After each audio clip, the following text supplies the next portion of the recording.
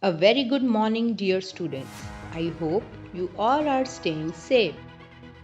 Today I will introduce you to three new vocabulary words. The first word is door. Open the door. I repeat, open the door. The next word is lock.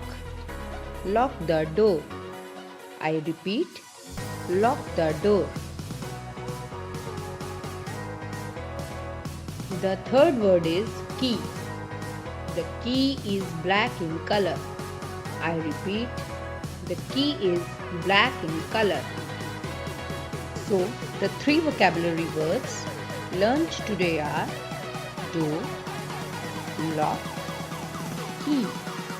I repeat, three vocabulary words learned today are door, lock, key.